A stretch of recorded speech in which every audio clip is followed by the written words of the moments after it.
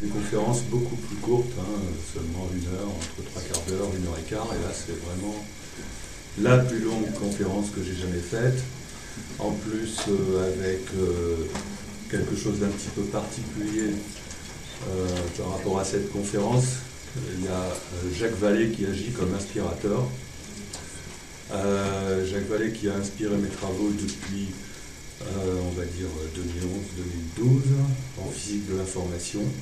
Sans lui, je n'aurais pas réussi à intégrer au CNRS des recherches sur la synchronicité en liaison avec ce qu'on appelle le data mining, c'est-à-dire la fouille de données. Donc c'est grâce à Jacques Vallée. Et donc je vais réunir dans cette conférence toutes les idées dont beaucoup sont encore inédites et qui justement permettent notamment de mieux comprendre le phénomène auquel s'intéresse l'association de Daniel. Alors, comme il s'agit de concepts assez bouleversants, ça peut être difficile pour vous de comprendre et vous allez peut-être halluciner à un certain moment. Et donc on va faire un petit exercice de démarrage, d'entraînement de vos neurones avec les notions donc, de conscience, de cerveau, de réalité, d'espace et de temps. Et pourquoi pas de matière. Voilà. Alors, qu'est-ce qui se passe avec la conscience? La conscience, c'est la seule chose dont on soit certain qu'elle existe. Un peu comme Descartes disait, je pense donc je suis conscient donc je suis. Voilà. Alors on dit souvent que le cerveau envoie des informations à la conscience, ou alors on dit que le cerveau crée la conscience, voilà, sans dire ce que c'est, comment. Mais il y a quand même la notion d'information là-dedans. Donc apparemment, le cerveau, dont on ne sait pas ce que c'est, enverrait des informations à la conscience.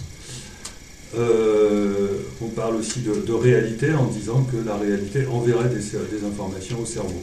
Voilà, la réalité extérieure à nous envoie des informations au cerveau envoie des informations à la conscience, c'est comme ça que la conscience prend conscience de la réalité.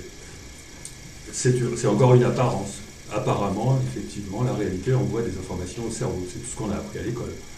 Et puis, encore parmi les choses qu'on a appris, c'est que cette réalité est composée d'espace, de temps et de matière. Enfin, là, ça paraît hyper évident. Enfin, alors, en fait, il faut rajouter encore apparemment, cette réalité est composée d'espace, de temps et de matière. Parce qu'il y a forcément un bug, et donc c'était nécessaire de mettre les mots apparemment. Il y a forcément un bug parce que la science découvre aujourd'hui que le temps, l'espace et la matière n'existent pas. Voilà. Enfin, ils existent, mais pas du tout de la manière dont on le conçoit. Le temps n'existe pas, ça veut dire que le temps est comme un véhicule dans lequel nous sommes embarqués et nous voyons le décor. La réalité ne se crée pas dans le présent. Le temps conçu comme le bord du temps, c'est-à-dire quelque chose qui génère la création, c'est une idée qu'aujourd'hui on jette à la poubelle en physique. L'espace, normalement l'espace, on utilise 3 coordonnées x, y, z, et puis voilà, c'est la loi. Les axes, par définition, on ne peut pas les tordre. Et bien aujourd'hui, on tord les axes en physique, c'est-à-dire qu'on courbe l'espace. Et en plus, on envoie des ondulations dans l'espace. Très récemment, par exemple, les ondes gravitationnelles qu'on vient de découvrir au niveau du Big Bang, ce sont des ondes qui affectent le tissu même de l'espace. Ce qui, normalement, ne devrait rien dire, puisque par définition, l'espace, il doit être droit. Mais en fait, l'espace droit dans lequel on conçoit un espace court, il n'existe pas. C'est juste un problème mathématique, c'est juste les mathématiciens qui sont obligés de tordre l'espace que nous on veut droit. Donc on a un problème avec l'espace, on a un énorme problème avec le temps, j'ai oublié de le dire, parce que on ne peut rien dater, on ne peut dater aucun événement, c'est impossible. Parce que tous les avis divergent sur la date des événements, donc le temps ne peut pas exister, et la matière ne peut pas exister parce qu'on découvre de plus en plus que la matière, enfin disons, conformément à notre intuition, n'existe pas, puisqu'on on est capable de la transformer en vibration. Voilà. Donc, un peu plus fort. Ouais, un petit peu plus fort. Merci. Je vais me rapprocher. Donc, il y a un bug dans la croyance habituelle que la réalité transforme des informations au cerveau, qui transmet des informations à la conscience. Alors, maintenant que vous avez reçu cet avertissement, vous allez peut-être pouvoir vous habituer à l'idée que je vais vous parler de toutes ces choses. Donc on va dépasser les frontières de la physique. Je veux bien vous préciser l'endroit même où se trouve la frontière, de manière à ce que ce soit clair. On va aborder de nouvelles voies de pensée derrière la frontière pour continuer à visiter les territoires en dehors de la frontière. On va aborder les notions de vibration de l'espace-temps. Et puis, on va s'apercevoir qu'on peut élaborer des modèles de la conscience, de l'âme et de l'esprit. On va voir qu'on a besoin d'une mécanique pour gérer tous ces champs d'information, parce que l'information est intimement liée à la conscience. Et donc, on va essayer de proposer une mécanique la plus simple possible. Donc ensuite, quand on aura un petit peu structuré cette pensée-là, donc on aura une vision d'un espace-temps flexible, on sera capable de se projeter extérieurement à cet espace-temps et de se demander mais qu'est-ce qui se passe si jamais on est à l'extérieur d'un espace-temps et qu'on veut rentrer dedans, parce que normalement ça devrait poser des problèmes. Donc on va étudier logiquement les problèmes que ça pose et ça va nous permettre de comprendre un certain nombre d'artefacts, chers à Daniel notamment, et ça va nous amener à remettre en question la nature de la réalité, ou plus exactement la nature du déploiement de la réalité, au sens où la réalité, ça semble plutôt être un ensemble d'informations. Et on va aborder quelque chose de plus pratique dans la vie quotidienne. Qu'est-ce qu'on peut faire de toute cette connaissance? Alors, donc pour commencer, j'aime bien démarrer toujours pareil parce que c'est l'esprit de mon livre. Donc j'ai écrit un livre où je fais une forte analogie entre notre façon de penser habituelle, notre conditionnement et un territoire. C'est vraiment, on peut inclure toutes les formes de pensée dans cette représentation géographique, et on va dire que les formes de pensée qui correspondent à l'éducation, qui correspondent à la politique, au journalisme et même à la philosophie, sont toutes emprisonnées dans ce qu'on appelle un parc de la pensée. Je n'irai pas jusqu'à dire la pensée unique, mais disons la pensée qui pense avoir compris comment est-ce qu'il fallait penser. Et donc cette pensée-là, elle délimite tout. Donc elle délimite à l'est, elle dit il ne faut pas aller par là, ça c'est le hasard, c'est du hasard. Il ne faut pas chercher à comprendre, c'est du hasard. Donc il y a la décharge du hasard. Voilà, il y a peut-être de choses qui mériterait peut-être qu'on révise à deux fois, mais il y a une décharge. Et ceux qui veulent y aller, ceux qui veulent aller, non, c'est pas du hasard, prennent le risque de tomber dans le gouffre de l'illusion. Bon, de l'autre côté, ceux qui veulent être plutôt rationalistes vont essayer de trouver, non, la réalité ne peut pas être ce qu'on nous apprend à l'école, il y a autre chose, il se passe des choses un peu magiques, donc des gens vont explorer la colline des mystères. Ils vont s'intéresser à la parapsychologie, à l'ufologie, ils vont s'intéresser à tout un tas de choses qu'on ne comprend pas. Mais ils vont s'intéresser avec une pensée qui consiste à toujours raisonner dans le temps ordinaire. Et du coup, ils ne vont pas bien s'en sortir. Alors, les plus intuitifs, il y en a deux sortes, on va dire, enfin, pas forcément plus intuitifs, mais ceux qui ont compris qu'il y avait vraiment une transcendance dans notre réalité, ils vont aller au nord et ils vont vouloir aller visiter la chaîne des dieux, mais ils vont s'embourber dans le marécage de la conscience, ils vont adopter telle religion, telle secte, telle croyance. Et puis ceux qui sont plutôt anti-religieux, plutôt laïcs, mais qui croient dans les choses un peu très spéciales, la vallée de l'incertitude, la vallée de l'ésotérisme, là vous avez une foule de gens qui vont descendre là, et on va dire littéralement perdre la raison en passant en majorité par la faille du quantique, Parce que la sauce quantique, elle donne bien, hein, la sauce quantique. Le quantique justifie vraiment tout et n'importe quoi aujourd'hui. Alors c'est une faille qui marche très bien. Et puis vous avez une autre faille qui est méconnue, la faille du chaos, parce qu'un scientifique a dit un jour, le chaos il est déterminisme, Bah non, c'est pas vrai, le chaos il n'est pas déterministe. Donc il y a un rocher qui bloque la descente dans cette deuxième faille, mais elle existe, moi je suis allé.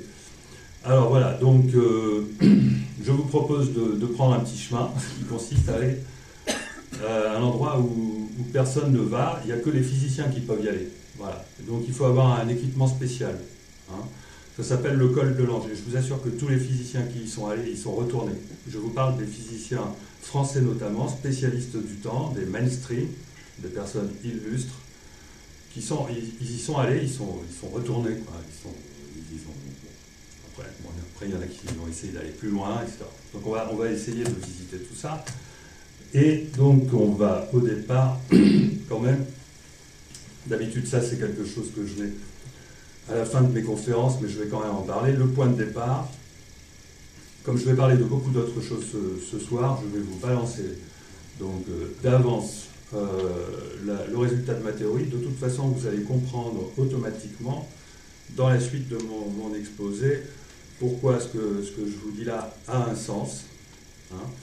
Donc les coïncidences et les synchronicités. Alors une synchronicité, c'est une coïncidence qui a du sens. C'est une coïncidence qui tout de suite nous apporte un enseignement, comme si elle nous était destinée, et ça paraît évident. Et une coïncidence, bon, enfin, il y a différentes acceptions du mot coïncidence, mais enfin celui que je propose, c'est un hasard, un événement qui arrive par hasard, mais qui est extrêmement improbable. Vraiment très très très improbable. Et si en plus ça se répète, alors ça veut dire que là il y a quelque chose. Alors on attribue généralement aux coïncidences et synchronicités des événements qui peuvent être extrêmement banals, tout comme des événements qui peuvent complètement changer la vie. Les événements banals, on dit ça, le monde est petit, la loi de Murphy, l'effet de Paoli, l'effet des mots, etc. Bon, moi j'ai beaucoup de cascades numériques. J'en ai donné un exemple dans mon interview, chose que normalement je me refuse à faire. Alors, les coïncidences sont, d'après moi, dues au fait que ce qui n'est pas déterminé par le passé est déterminé par le futur. Bon, je ne vous l'explique pas, c'est pour dire où est-ce qu'on veut aller. Et le mécanisme de synchronicité, comme il y a un sens en plus, c'est nos intentions causent des effets dans le futur qui deviennent les futures causes d'un effet dans le présent. Bon, on va comprendre ça au fil de la discussion. François Martin, qui est un autre chercheur du CNRS, on est deux au CNRS à émettre une théorie de la synchronicité, lui il émet la théorie de la psyché quantique. Il y a d'énormes ponts entre nos deux théories. Lui il parle d'acausalité avec un A devant, là où je parle de rétrocausalité, mais pour le reste, on aboutit à des concepts extrêmement proches. Je ne peux pas parler de coïncidence et de synchronicité sans parler du père, du mot même, du concept même de synchronicité qui est Jung, et qui a travaillé, qui est le père aussi de la théorie de l'inconscient collectif, et qui a travaillé en étroite collaboration avec le prix Nobel Wolfgang Pauli, qui a inspiré à Jung justement la notion de acausalité, puisque Pauli a reçu le prix Nobel au sujet de quelque chose en physique qui défie la causalité, justement. Et puis, je vais citer Jacques Vallée, qui, lui, considère que cette façon de voir, ce qui est déterminé par le passé, pas par le passé, déterminé par le futur, nos intentions, etc., est le concept fondamental de la future physique, qu'il appelle la physique de l'information, et il affirme d'une façon qui m'a étonné que c'est en cours, ça y est, c'est en route, c'est un mouvement qu'on ne va pas pouvoir arrêter. Et lui, c'est quand même quelqu'un qui a passé toute sa vie à enquêter sur les phénomènes paranormaux, le phénomène ovni, enfin tout un tas de phénomènes étranges, et il est respecté aujourd'hui pour émettre non pas une théorie, mais un point de vue, on va dire, un petit peu plus distant et lucide que les points de vue habituels dans ces secteurs un petit peu bizarroïdes. Alors, pour aider à faire... Donc, il faut bien comprendre que ce que je vous raconte là, finalement, c'est pas nouveau. C'est-à-dire qu'en fait, d'illustres personnages l'ont pensé avant, il y a très longtemps, il y a un siècle. Donc, Einstein a lui-même pensé que donc il n'y avait pas de séparation entre le passé et le futur. Simplement, il a dit qu'il n'arrivait pas à convaincre les physiciens qu'il fallait penser dans l'idée que tout était simultané dans le temps, parce qu'il y avait une résistance, et il y a toujours une résistance de la pensée à notre époque qui nous empêche de penser comme ça. Ben, il l'a dit, bon, mais il a beau être Einstein qui dit ça, bon ben oui, mais personne ne comprend, donc voilà, ça reste dans son bouquin, et puis maintenant on le recite parce qu'il y a d'autres physiciens français maintenant qui se sont mis à redire que le temps n'existe pas, là ils se sont mis en groupe. Donc là, maintenant, il s'agit de concevoir qu'est-ce que c'est qu'un passé, un futur qui sont simultanés. Voilà. Donc ça, c'est pas moi qui l'ai inventé, c'est aujourd'hui, en France en particulier, on est assez en avance, on pense comme ça. Nietzsche avait dit « Notre destin exerce une influence sur nous, virgule, même lorsque nous ne le connaissons pas encore. C'est notre avenir qui détermine notre présent. » Alors moi, je trouvais qu'il exagérait, quand même, je trouve qu'il exagère. Parce que, bon, moi, j'avais compris que le futur influençait le présent, mais j'avais pensé que le passé influençait beaucoup plus le présent. Et bien, plus je mature toutes ces idées, plus j'avance dans les concepts, et plus je m'aperçois que le futur pourrait bien influencer le présent beaucoup plus que notre passé. Alors, avec des idées pareilles, on se demande où est notre liberté, parce que déjà les scientifiques nous apprenaient que tout ce qu'on fait dépend du passé et que donc on ne peut pas être libre parce que tout ce qui nous arrive est mécanique. Si en plus on a une dépendance par rapport au futur qui elle-même est mécanique, on voit mal comment on pourrait se libérer de tout ça. Et donc, et pourtant Bergson considère que le temps est un véhicule de création et de choix. Ben, comment faire? L'existence du temps ne prouverait-elle pas qu'il y a de l'indétermination dans les choses? Oui, il n'y a pas besoin de l'existence du temps, c'est qu'il y a de l'indétermination dans les choses. La mécanique quantique a démontré qu'il y avait de l'indétermination dans les choses. Et Heisenberg, lui-même, le père du principe d'indétermination, dit que si on veut comprendre le principe d'indétermination, eh bien, il faut s'interroger. L'homme, dans la mesure que l'homme fait et qu'il le met face à cette indétermination, l'homme ne rencontre que lui-même. C'est-à-dire que cette indétermination est en quelque sorte le reflet de quelque chose qui vient de nous-mêmes et qui est peut-être en attente de détermination, on ne sait pas. Voilà.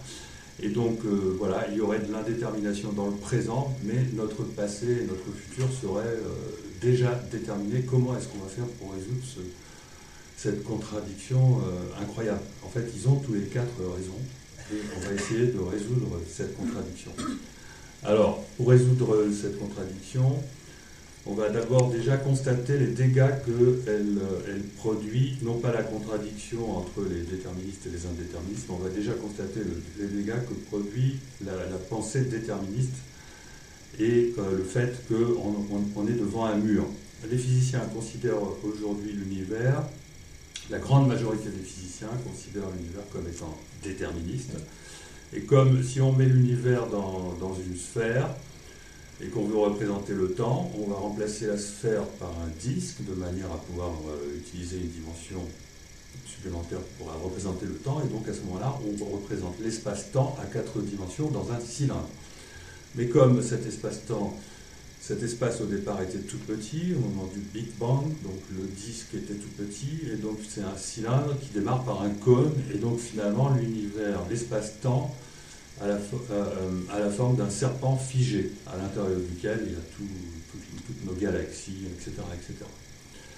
Alors, il faut bien comprendre que ça, c'est la vision actuelle dominante de notre univers. Hein. C'est la vision qui est partagée par les astrophysiciens, les astronomes, la majorité des physiciens. C'est-à-dire qu'il faut bien voir que c'est un univers bloc statique. L'espace-temps est totalement figé. Il ne peut pas y avoir de libre arbitre là-dedans.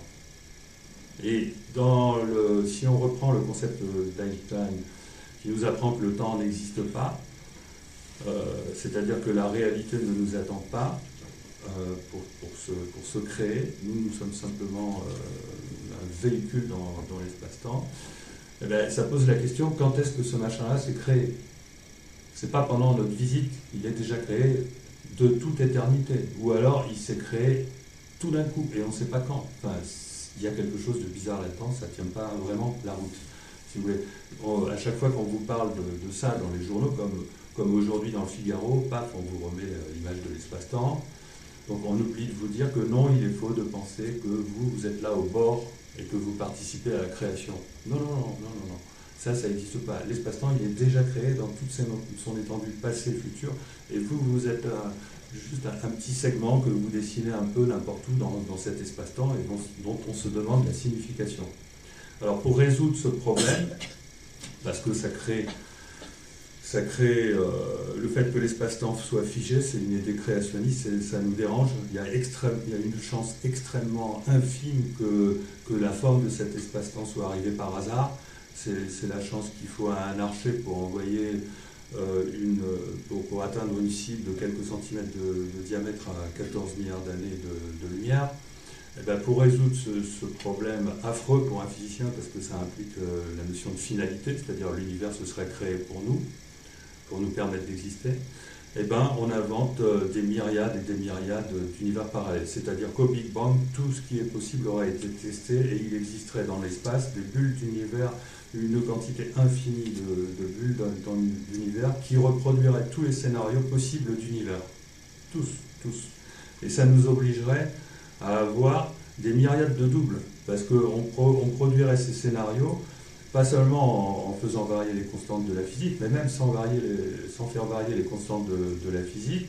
Le simple fait que nous faisions des choix dans notre vie, ou même si ce ne sont pas des choix, rien que le hasard, vous tirez au sort, même si vous voulez être sûr que c'est du hasard non déterministe, vous tirez au sort avec un truc quantique, un générateur quantique, et vous dites, bon ben voilà, si je tombe sur 1, pendant 5 minutes je fais quelque chose, et puis sinon, si je tombe sur 0, pendant 5 minutes je fais autre chose. Et ben, ça veut dire qu'il y a deux univers qu'il faut avoir créés pour que vous puissiez avoir ces deux possibilités-là. Moi je peux pas. Ça dépasse mes capacités d'ouverture d'esprit. Voilà. Donc, dans un cas, je ne peux pas, avec la vision de l'univers bloc statique, du courant dominant des physiciens, parce que je considère que c'est du créationnisme que de penser que l'univers est de toute éternité figé, et que vous avez beau le visiter, vous parcourez par exemple votre vie sans arrêt, c'est toujours la même vie, et en plus pourquoi quel est le sens du temps dans tout ça? Pour moi, c'est irrationnel. Et l'autre version, la version du multivers avec 4 types d'univers. Je les ai mis où? Voilà, là. On va mettre ça, on va voir après. Donc les 4 univers parallèles que nous décrivent les physiciens tranquillement, comme ça. Voilà ce que nous disent les scientifiques. C'est du grand n'importe quoi. Je vous explique pourquoi. Donc pourquoi 4 types? Parce que les univers peuvent être séparés ou superposés. Et parce qu'on peut faire varier ou non les constantes de la physique. Et dans le cas où on ne les fait pas varier, on peut faire appel à la notion de choix ou de hasard. Donc nous aurons type 1, une infinité de bulles d'univers avec des myriades de doubles infiniment éloignés, c'est-à-dire que nous aurions tous des myriades de doubles conscients. Ou alors des bulles où nous on serait probablement dans une seule de ces bulles, mais la nature testerait toutes les constantes possibles. Ça c'est relativement raisonnable. Type 3, superposition de tous les choix au hasard possibles dans le même univers, mais ça c'est totalement inconcevable, puisque là ce sont une myriade de doubles conscients, mais là, je veux dire, je fais ça, je crée un univers supplémentaire, enfin les possibilités que je fasse ça dans notre univers, bon, ça va pas. Et puis la superposition de tous les résultats de l'univers possibles à constante variable, dans le même espace, ça paraît vraiment, c'est ce que j'appelle le gagnant du concours total délire. Voilà. Donc l'univers de type 4. Les univers crédibles dans un cadre déterministe sont à la limite l'univers 2 et 3, mais dans tous les cas, on a perdu notre libre arbitre, on ne comprend pas le sens de la vie, on ne sait pas si ça veut dire qu'on se réincarne perpétuellement dans la même vie sans rien changer, ou si ce n'est pas le cas, ça veut dire que quelqu'un d'autre se réincarne dans notre vie en étant exactement nous-mêmes sans rien changer, parce que cet univers-là, où notre vie continue après notre mort, il continue d'exister. Et il n'y a pas de raison que vous ayez vécu et que la suite de votre parcours dans cette vie ne soit pas vécue, mais ce serait toujours le même être. Bon, ça, pour moi, ça ne tient pas la route. Voilà. Donc, la nouvelle vision de l'univers qui s'annonce à partir de là, c'est qu'il faut absolument laisser tomber, il faut que le public dise aux physiciens arrêtez de nous raconter des conneries, et il faut demander aux physiciens de travailler sur des univers qu'on peut arriver à concevoir. Et les univers qu'on peut arriver à concevoir, ce ne sont pas des univers prisons, ce sont des réalités parallèles éventuellement, mais dans lesquelles nous aurions notre liberté. Bon, ça je vais y venir un peu plus tard. Donc, mais les physiciens n'étant pas idiots, ils se rendent bien compte qu'il faut faire quelque chose, là, parce que sinon, les jeunes ne voudront plus faire de la physique. Hein.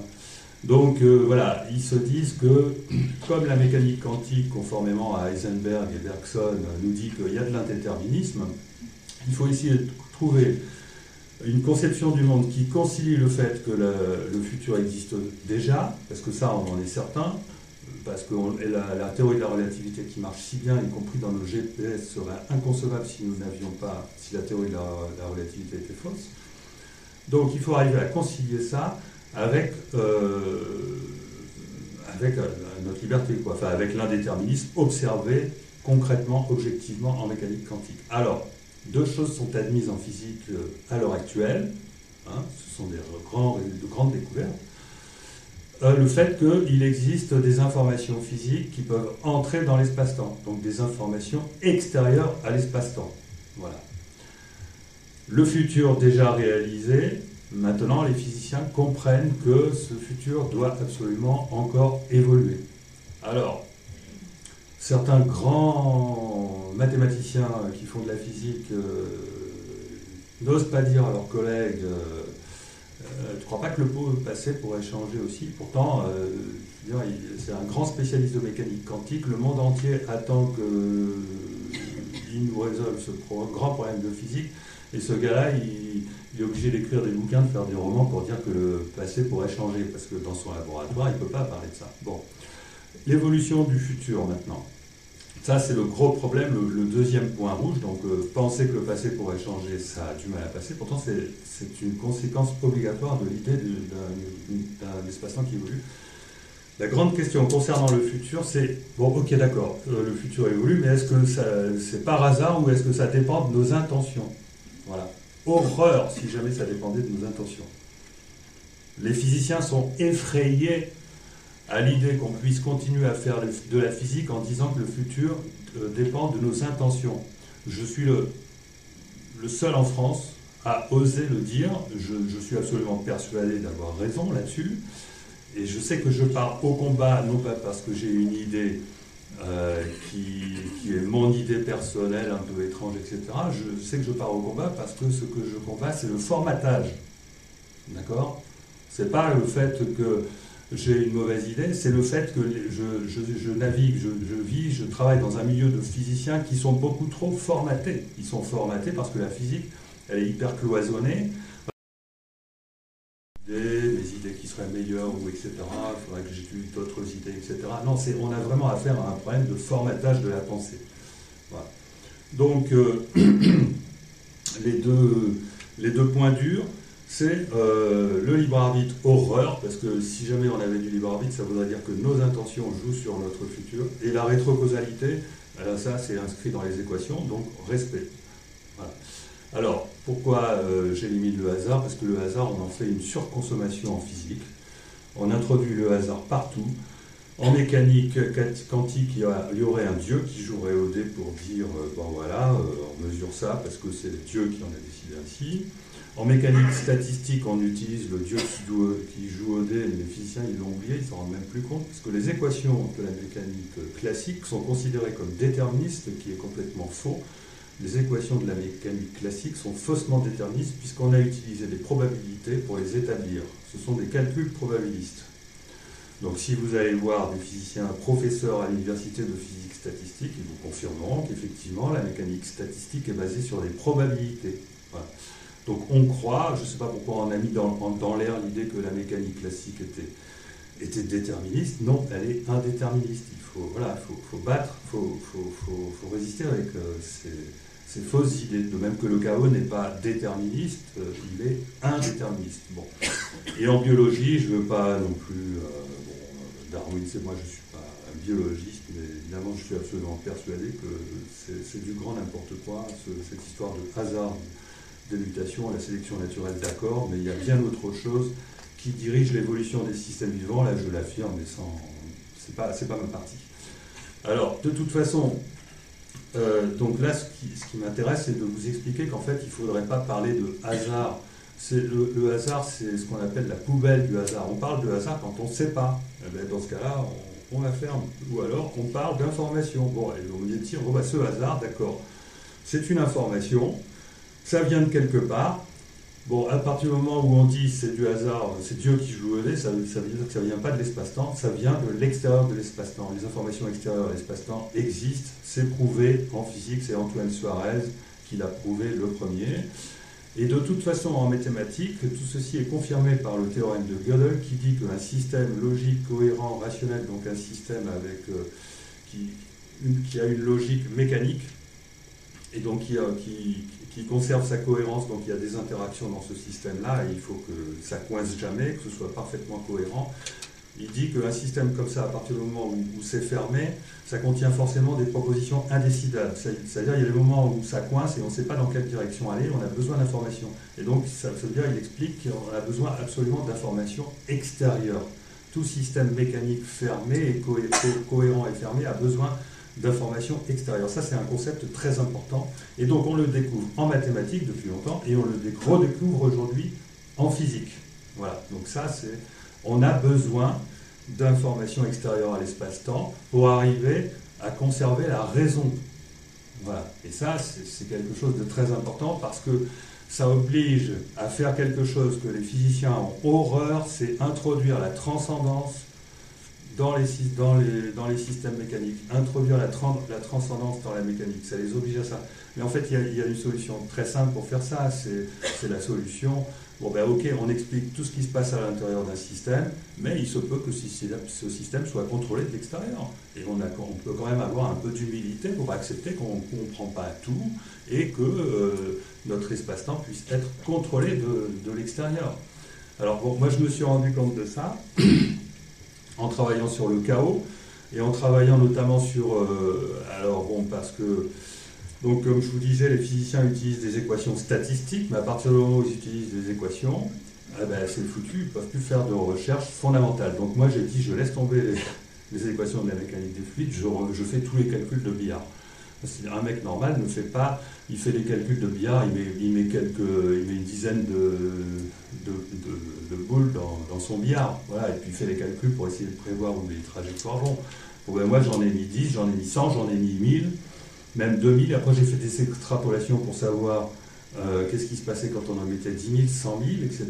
Et je me suis rendu compte de choses assez extraordinaires en faisant ça. Bon, je me suis rendu compte que si le nombre de boules était trop élevé, la mécanique consommait plus d'informations qu'elle n'en calculait. C'est-à-dire qu'il fallait que je donne des conditions initiales terriblement précises, et je récupérais de moins en moins d'informations. Et je me suis aperçu aussi que pour fonctionner vraiment fondamentalement, la mécanique en 3 dimensions aurait besoin d'une quantité infinie d'informations dans un volume fini, ce qui est là aussi inconcevable. Et donc j'en ai déduit, moi-même, ce que la physique avait déjà découvert, les mathématiques aussi, qu'on a absolument besoin d'informations extérieures à l'espace-temps pour faire fonctionner un billard. Un billard, si vous avez une précision du billard qui est de l'ordre de la constante de Planck, 10 puissance moins 35 mètres, et que vous mettez 500 boules dedans, Et ben, il suffit de quelques dizaines de chocs pour que le billard il sache plus où aller. Il sache plus où aller du tout, rien. Enfin, il sait plus où aller. Donc la mécanique s'arrête parce qu'elle a besoin d'informations extérieures à l'espace-temps. Et ces informations expliquent évidemment comment le vivant réduit son entropie, puisque l'entropie, donc, c'est la tendance de tous les systèmes mécaniques à aller vers le désordre. On voit bien que les systèmes vivants vont vers l'ordre. Il n'y a absolument rien en science qui explique ça correctement aujourd'hui. Or, on sait qu'il y a des informations qui viennent de l'extérieur de l'espace-temps. C'est quand même pas évident. C'est quand même assez facile de faire le rapprochement entre les deux pour comprendre qu'il faut aller chercher de ce côté-là pour comprendre le vivant. Non, mais le matérialisme dit le hasard règne. Le hasard, c'est cette information extérieure à l'espace-temps, mais qu'on ne veut pas avoir, quoi. Donc il y a une désordre et une perte d'énergie, et c'est contraire à la vie. Et pourtant, on vit. Et le vitalisme, bon, je ne suis pas vitaliste, c'est de dire le contraire, c'est la conscience qui règne. Donc il s'ensuit un ordre et un gain d'énergie favorable à la vie. Donc ça, je ne veux pas trop insister sur le concept d'entropie qui a du mal à passer. Ça vient juste du fait qu'en mécanique, le désordre d'un système mécanique augmente nécessairement avec le temps. Et finalement, pourquoi est-ce que on n'observe pas? Pourquoi est-ce qu'on ne meurt pas instantanément? Parce qu'on reçoit des informations extérieures à l'espace-temps qui viennent sans arrêt nous empêcher de mourir. Voilà. Et donc, cette notion d'information, elle est intéressante pour comprendre finalement la mécanique quantique qu'on dit que si quelqu'un la comprend, c'est qu'il n'a certainement rien compris, donc il est considéré comme incompréhensible. Cette notion d'information permet de mieux comprendre la mécanique quantique, parce que si l'univers perd sans arrêt des informations, et que des informations extérieures à l'espace-temps ont besoin d'entrer pour qu'on en récupère, ça permet de comprendre pourquoi on nous dit en mécanique quantique que tout ce qui est possible arrive simultanément. Ben, en fait, il s'agit d'un manque d'information. C'est-à-dire que la mécanique, elle dit, bon, je vais là, je ne sais pas. Ben, tout en c'est un manque d'information. D'accord ? Si on conçoit la réalité en termes d'information, on dit, ah ben là, il manque une information. Si on dit l'information est plus fondamentale que la matière, on n'a plus de problème.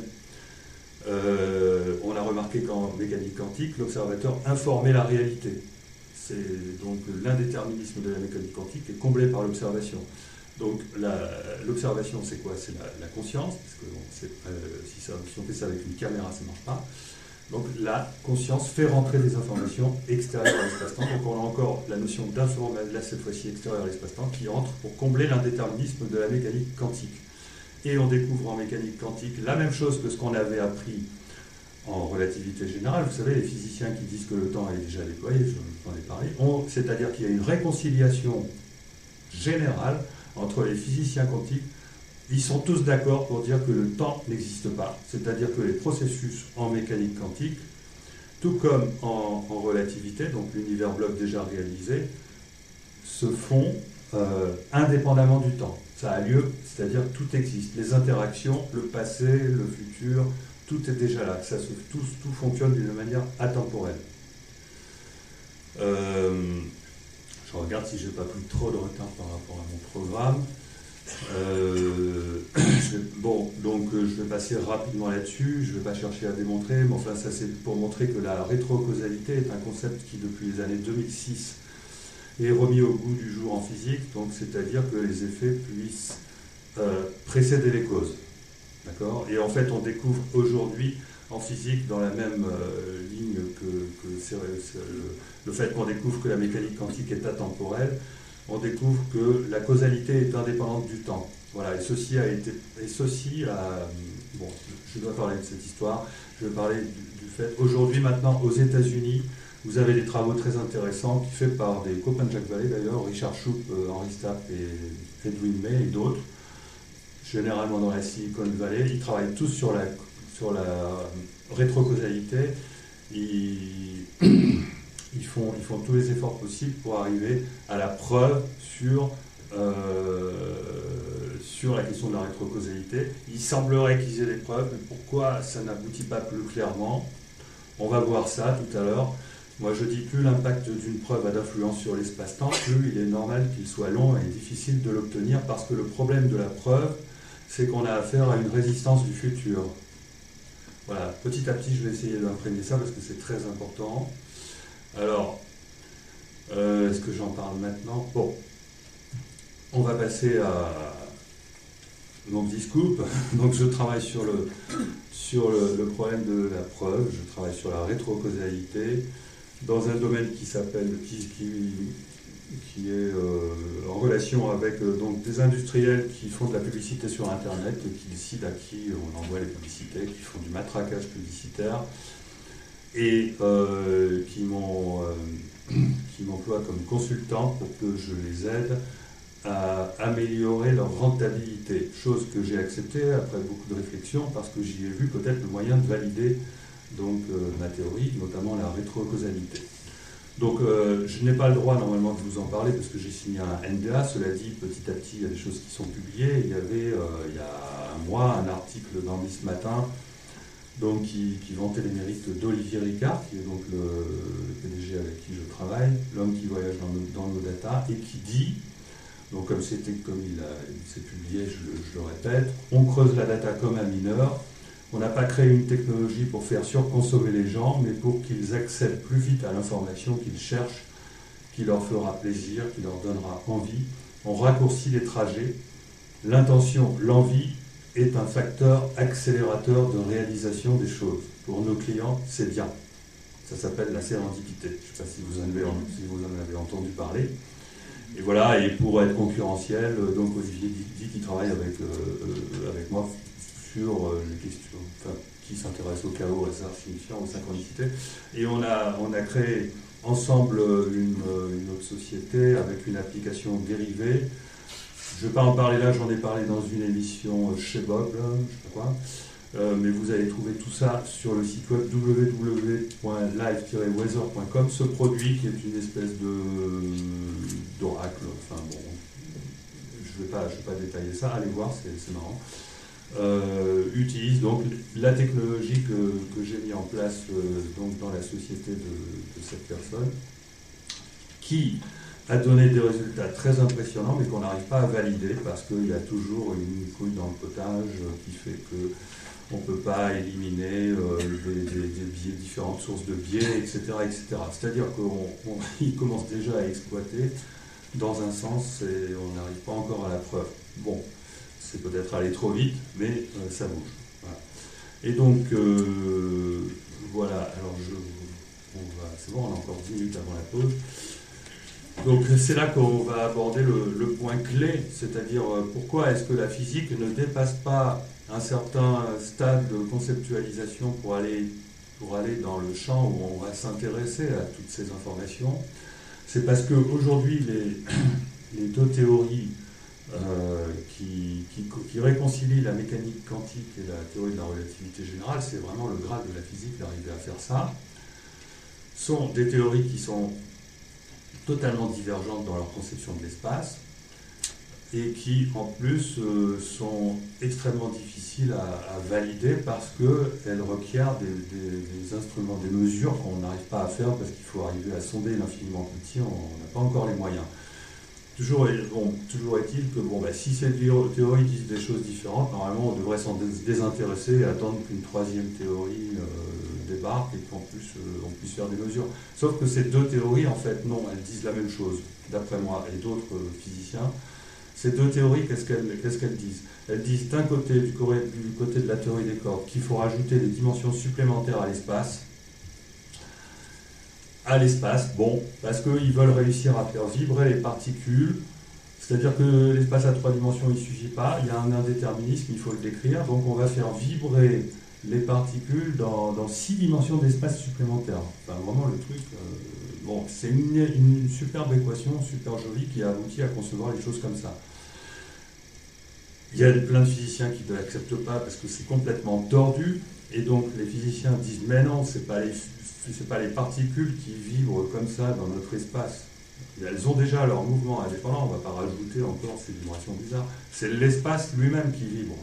Et donc les physiciens qui travaillent sur la théorie concurrente, qu'on appelle la théorie de la gravité quantique à boucle, eux, carrément, ils font vibrer le tissu de l'espace-temps. Et pourquoi ils le font? Parce que de toute façon, on le courbe déjà, le tissu de l'espace-temps. C'est-à-dire que nous, on a l'habitude de penser que l'espace, il est droit, etc. Ben non, déjà, quand il y a une masse, ça crée une courbure. Donc on était déjà habitué à la courbure de l'espace. Et donc on se dit, bah, puisque l'espace il est capable de se courber, c'est évidemment l'espace qu'il faut mettre en vibration et non pas les particules en rajoutant des dimensions supplémentaires. Donc si on fait la synthèse de ces deux théories, on s'aperçoit qu'il est juste de dire la théorie des cordes, elle a raison probablement parce qu'elle introduit 6 dimensions supplémentaires. Simplement, il faut faire vibrer l'espace avec 6 dimensions supplémentaires. C'est-à-dire qu'il faut introduire des degrés de liberté vibratoire de l'espace, hein, qui est 6 dimensions indépendantes. Voilà. Alain Kohn trouve également qu'il faut introduire, Alain Kohn, un grand mathématicien, qu'il faut également introduire 6 dimensions spectrales supplémentaires. On ne parle pas d'espace.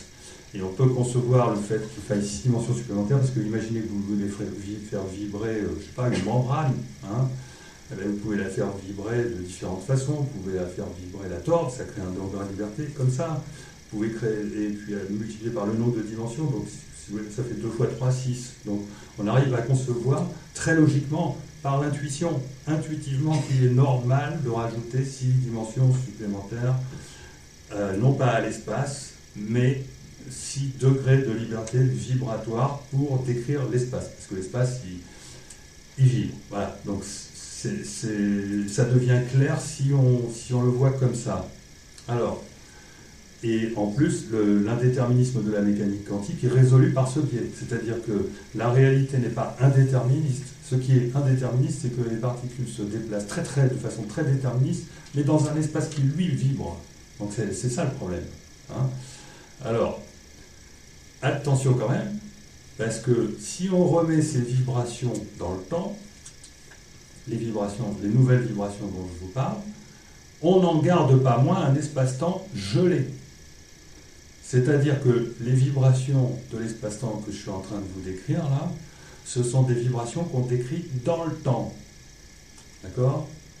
Donc, si vous vous souvenez de l'espace-temps à 4 dimensions qui ressemble à un serpent, qu'on représente tout le temps, et dont je dis ça va pas, ce qui ne va pas, c'est qu'il est gelé, il est figé à jamais, eh bien, on ne résout pas le problème avec ces vibrations-là. On ne fait que compliquer la surface du tissu, mais c'est le temps qui rajoute de la complexité, mais ça n'en reste pas moins gelé. Vous voyez ? Le problème de la physique, c'est qu'en introduisant 6 dimensions vibratoires supplémentaires, on pensait youpi, qu'elle allait nous résoudre ce problème de l'indéterminisme. Oui, elle le fait. Et qu'enfin, on allait y trouver notre liberté. Non. Non. Si on prend la théorie des cordes, non, parce que ça, ces vibrations sont décrites dans le temps. Si on prend la gravité quantique à boucle, pas tout à fait non, parce que là, Carlo Rovelli, l'un des chefs de ce truc-là, il dit, il y a un problème. Ça ne peut pas vibrer dans le temps, c'est pas possible. Il faut trouver une autre façon de faire vibrer. Le grand penseur de la théorie quantique à boucle a écrit un excellent livre qui s'appelle « Et si le temps n'existe pas », que je vous conseille, allez voir sur mon site web, j'en ai fait une critique, il a d'ailleurs lu. Donc a dit, non, il faut laisser tomber le temps.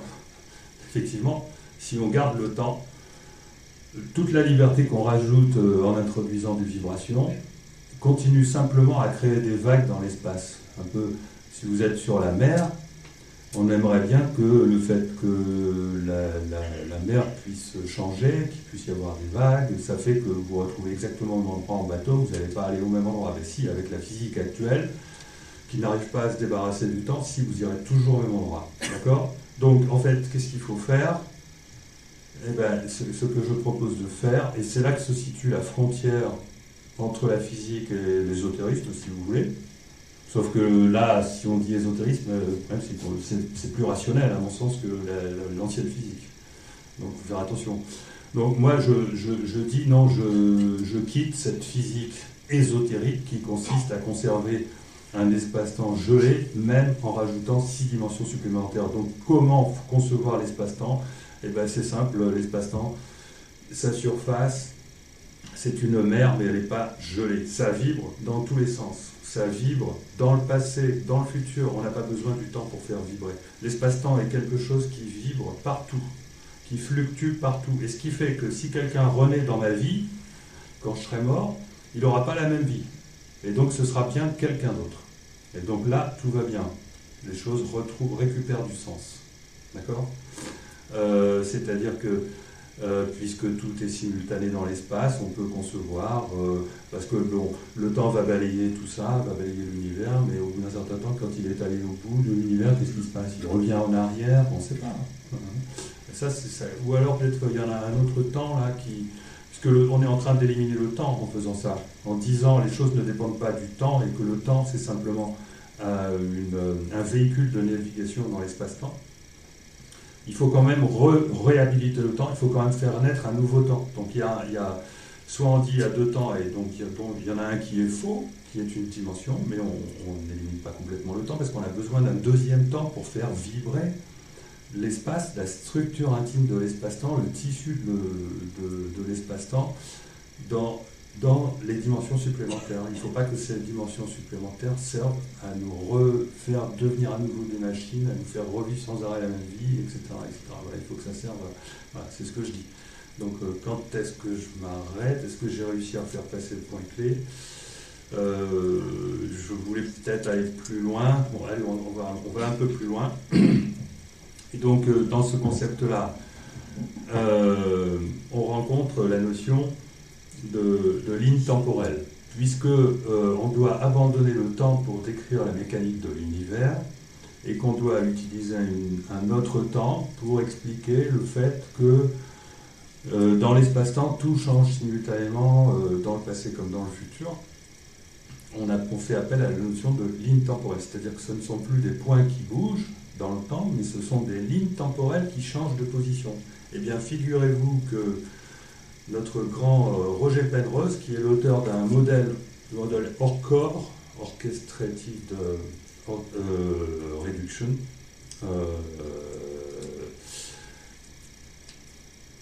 ça ne correspond pas, ça ne doit pas être exactement ça. Donc lui, il considère que dans le cerveau, la conscience réduit les états quantiques et n'est pas le résultat d'une émergence spontanée due à la complexité. Là, il est tout à fait d'accord avec ce que je vous ai dit tout à l'heure, que la conscience n'émerge pas. Et il fait intervenir des effets de gravitation quantique qui échappent à tout calcul. La gravitation quantique, ce sont tout simplement les fluctuations intimes de l'espace-temps dont je vous parle, celles qu'on cherche. Fluctuations ou vibrations, on ne sait pas trop, parce qu'à ce niveau-là, on n'est pas capable d'observer. Hein.